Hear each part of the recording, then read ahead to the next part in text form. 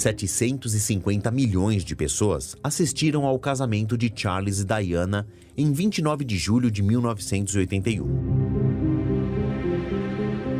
Considerando a população mundial da época, 4 bilhões e meio de pessoas, é justo dizer que 1 a cada 6 espectadores de todo o planeta estava com os olhos na TV ou os ouvidos no rádio acompanhando a cerimônia.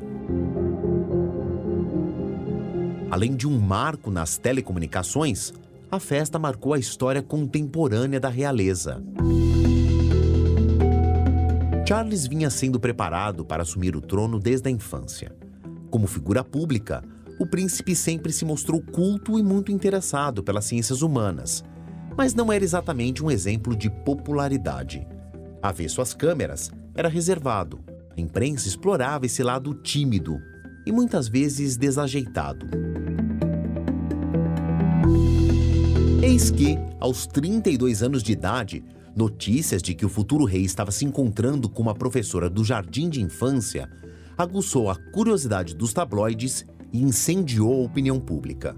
O sucessor da rainha Elizabeth estava namorando uma mulher comum, do povo. Embora Diana Spencer viesse de uma família nobre, com certa proximidade da realeza, ela era uma jovem de hábitos simples. Morava num apartamento discreto em Londres e dirigia um carro popular. O conjunto destes elementos comuns, contrastados com a sofisticação da monarquia, traria a leveza que Charles precisava para se aproximar dos súditos, especialmente os mais humildes. O noivado, em fevereiro de 1981, trouxe a certeza de que o relacionamento estava a poucos passos do matrimônio. O casamento, para a coroa britânica, era uma garantia de que o herdeiro teria filhos e manteria a linha sucessória dentro do núcleo familiar. 13 anos mais nova que o príncipe, Diana tinha o carisma que tanto faltava a Charles. E mais, ela era acessível, fotogênica, uma jovem de gestos delicados e sorriso doce. Levou para o Palácio de Buckingham o frescor que os anos 80 imprimia no mundo ocidental. A chegada dos filhos reforçou o estereótipo de casal perfeito. A princesa do povo passou a ser vista como uma mãe exemplar. A mulher britânica finalmente se identificou com alguém da realeza. Nada podia ser mais perfeito para a popularidade da monarquia. E, obviamente, ela trouxe à Casa Real Britânica toda aquela juventude, aquela beleza, aquela leveza que a família real britânica nos anos 80 não tinha, né? Nos anos 80, 90 não tinha. E que eu acho que o legado da Diana foi justamente mostrar à família real, a dinastia Windsor, de que eles poderiam levar a sua vida de uma forma mais leve. Mas o que o público não via eram as crises no casamento. Enquanto o palácio se esforçava para abafar o caso, os jornais corriam atrás das histórias por trás do discurso oficial da coroa. A separação se tornou inegável quando os dois passaram a viver em palácios diferentes. A primeira dor de cabeça para a monarquia foi o divórcio iminente. Afinal, o futuro rei seria também chefe da igreja anglicana. O matrimônio está entre os pilares da religião, mas a separação era apenas a ponta do iceberg. Em uma entrevista bombástica, Diana revelou a infidelidade do marido e expôs uma história que, até então, se restringia às sessões de fofoca dos jornais. Charles mantinha um romance paralelo com a mulher que era sua grande paixão desde a juventude, Camilla Parker Bowles. Novembro de 1995. A TV pública do Reino Unido fez o país parar para assistir ao que prometia ser o direito de resposta da princesa Diana, depois das críticas que vinham do palácio. Aquela que seria a rainha da Inglaterra traduziu em uma frase os 15 anos de união. Havia 3 pessoas naquele casamento. Uma pesquisa feita 2 anos depois, que ouviu 3.000 britânicos, concluiu que aquele havia sido o mais memorável episódio da imprensa do Reino Unido. Depois, descobriu-se que o jornalista responsável pela entrevista usou documentos falsos e uma rede de mentiras para conseguir as declarações. Independentemente da falta de ética do repórter, o estrago já estava feito. Ela era uma pessoa extremamente popular, né? Ela tinha uma popularidade muito grande, ela tinha uma certa adoração, né? Após a morte dela, várias flores. Se você vai naquele monumento em Paris que tem homenagem a ela, é repleto de homenagens. Então, assim, ela era uma pessoa extremamente carismática. Mas ela não era uma pessoa que a monarquia era tão fã assim, né? Ela tinha as suas restrições dentro do governo da monarquia, né? Então, eu acho que era uma relação assim bastante difícil dela tanto com a rainha, né? De certa maneira até com o Charles, né? O divórcio não tirou de Diana o título que havia ganhado dos fãs, a princesa do povo. Mesmo com a coroa tentando salvar a imagem do herdeiro ao trono, Charles saiu manchado por causa da infidelidade. O tempo cuidou para que a figura dele ficasse menos interessante. O príncipe passou a dividir os holofotes com a vida social da ex-mulher. O auge foi quando ela assumiu o relacionamento com o produtor de cinema Dodi Al-Fayed, filho de um imigrante egípcio que fez fortuna em Londres. Perseguido por fotógrafos em Paris, o carro em que estavam os namorados colide na entrada de um túnel. O impacto foi fatal para os passageiros e o motorista. Internamente é difícil da gente saber porque a monarquia é bem reservada, né? Eles, embora apareça muitas coisas deles, mas é coisas assim que a população pode saber, né? Os bastidores a gente nunca sabe. Mas o que se tem é que ela sofreu uma rejeição grande dentro desse nicho monárquico. A tragédia foi um choque para Buckingham.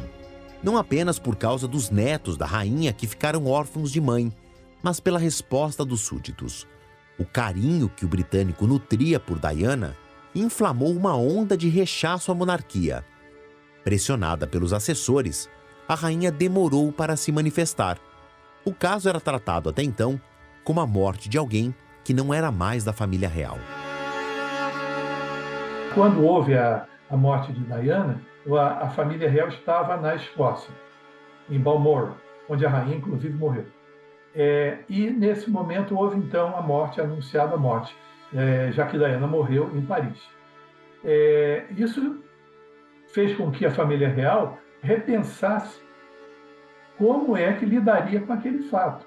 Porque você tinha uma pessoa que já estava afastada das atividades da família real, em função do próprio divórcio, porém se tornou tão notória que o próprio Tony Blair, que era o primeiro-ministro na época, estava recente na função, foi para a televisão e comentou que, naquele momento,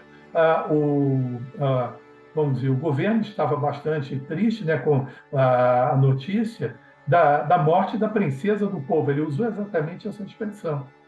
Então, independente disso, e do papel oficial ou não, Diana estabeleceu uma conexão com a população do Reino Unido muito mais forte do que aquelas relações rituais e oficiais que a realeza vinha mantendo com as pessoas de uma forma geral.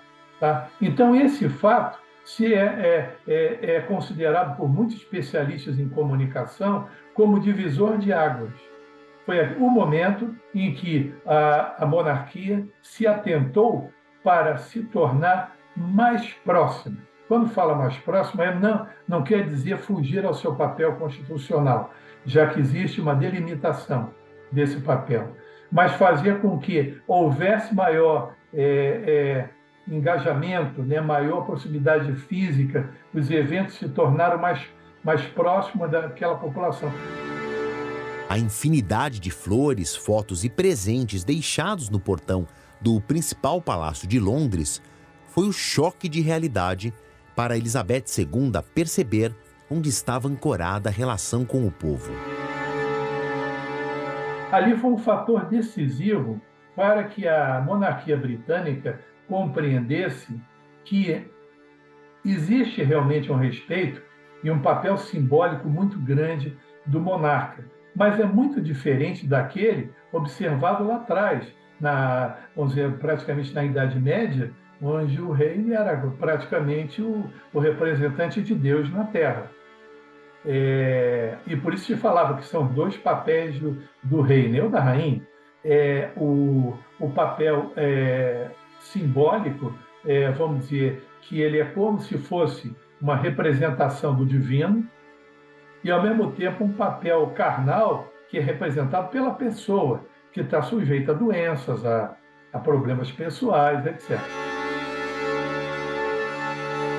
Eu acho que essa leveza, essa passagem breve da princesa Diana na vida da família real britânica deu a eles uma humanidade maior. É um ponto que a gente não pode deixar de lado, porque ela é a grande pessoa não dita na decoração. Mais que até a própria Rainha Elizabeth, por incrível que pareça. Porque quando todo mundo vê a Camila entrando lá na abadia, todo mundo vai pensar, nossa, era a Diana que devia estar aí.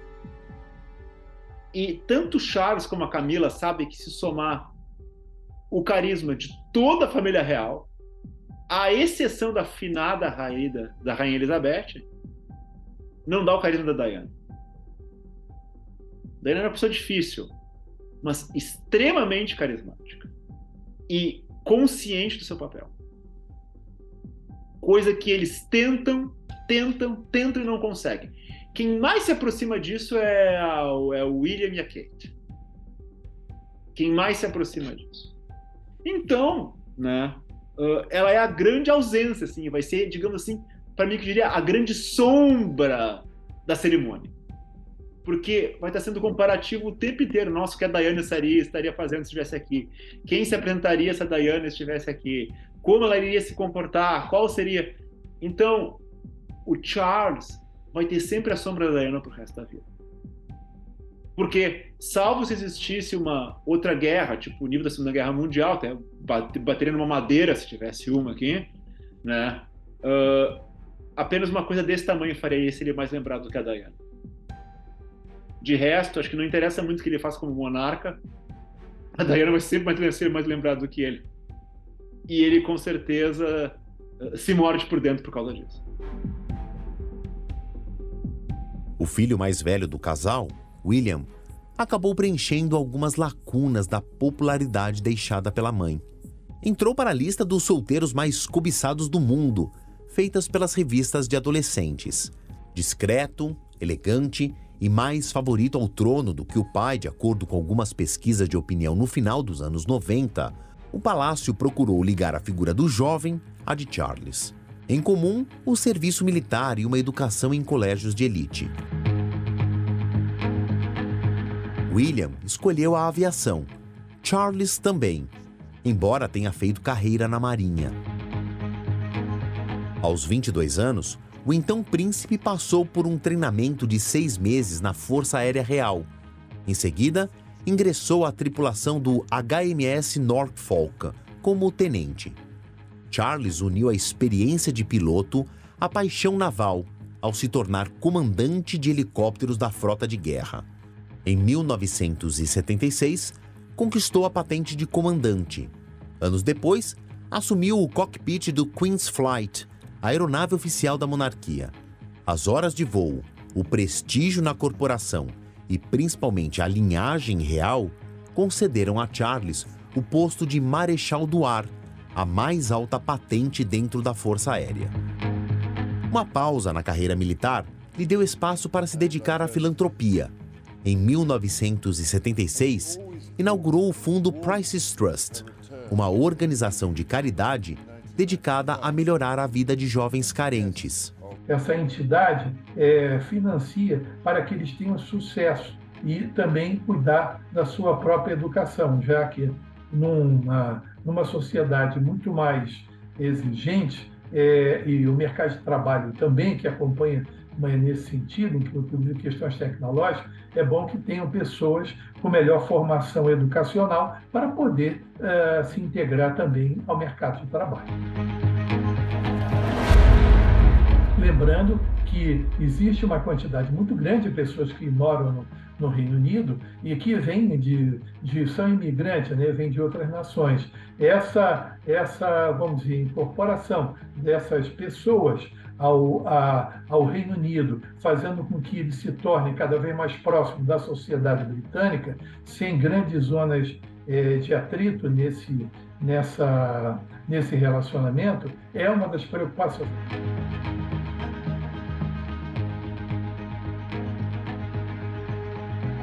Agora, Rei Charles era, durante muito tempo, o representante do World Wide Fund, né? que trabalhava para a preservação de trabalhou e trabalha para a preservação de muitas espécies animais. Então, ele sempre teve uma atuação. O Prince Philip, marido da Rainha Elizabeth, quando faleceu, tinha mais de 50 diferentes charities. Ou seja, eles trabalham muito nesse aspecto. E elas são desde pesquisa a AIDS, como a princesa Diana trabalhou fortemente para isso. A princesa Diana também trabalhou para charities que faziam a destruição de minas, né, na África, por causa das constantes guerras civis na África. Havia muitos campos minados, ela trabalhou com isso. Tem uma imagem muito bonita dela caminhando entre os campos minados. Ou seja, é uma função muito nobre, muito constante de todos os membros da família real. Todos eles, membros maiores, membros menores, ou seja, os que estão mais próximos ou mais longe da linha sucessória, todos eles trabalham nisso. E é uma forma, obviamente, de aproximar, de novo, a família real da vida real, né? Ou seja, a família real da vida real, da vida de seus súditos. Os dramas familiares da realeza britânica, principalmente o conturbado processo de separação de Charles e Diana, serviu de inspiração para uma enorme quantidade de filmes e séries. Alguns destes produtos se tornaram um sucesso de crítica e público. O principal deles já está na 5ª temporada e começa a ganhar contornos de uma saga. A série começa com Elizabeth ainda jovem e até agora se estendeu ao divórcio de Charles e Diana. Aliás, a ex-mulher do rei é uma figura quase onipresente nas versões de Hollywood sobre os bastidores de Buckingham.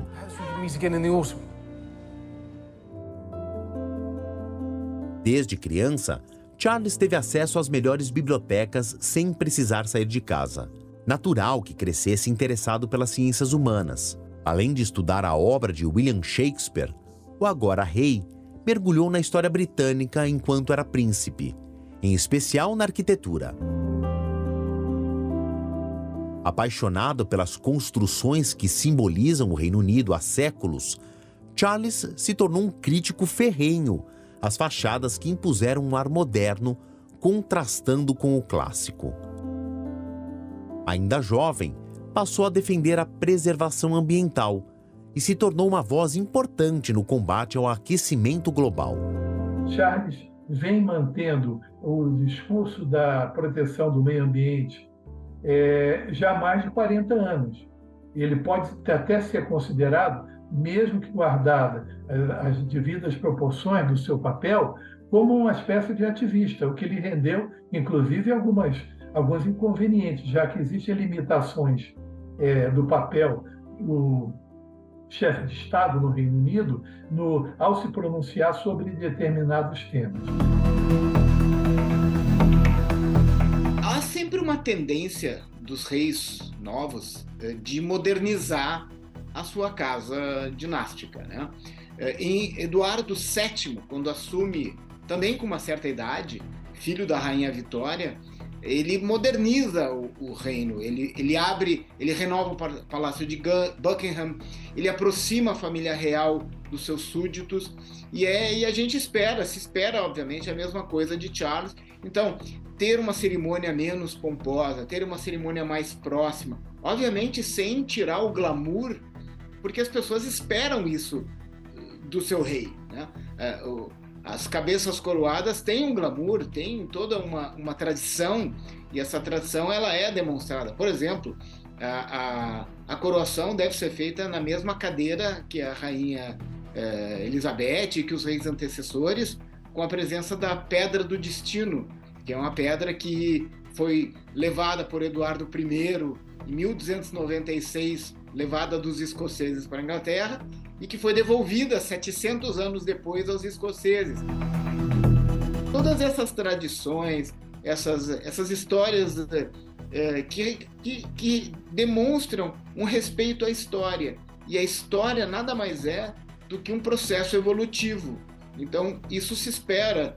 E isso o rei agora, Charles III, que vem depois de Charles II e Charles I, que também tem uma longa história. Charles I foi o rei que agiu contra o parlamento, por isso foi destronado e decapitado.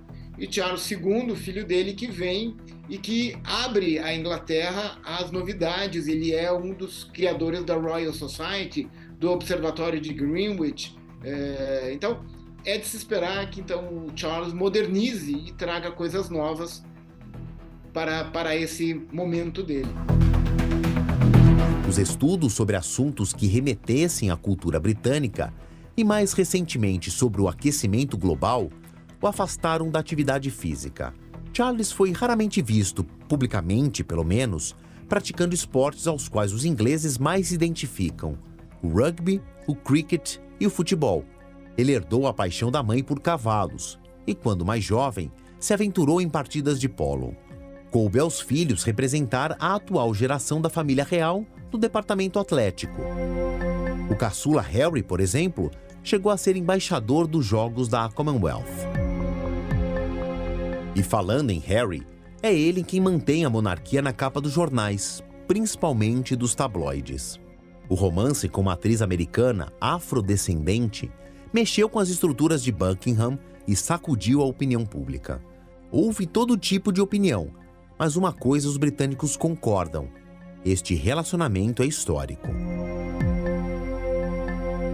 O casamento, em maio de 2018, seguiu todo o cerimonial dos sonhos.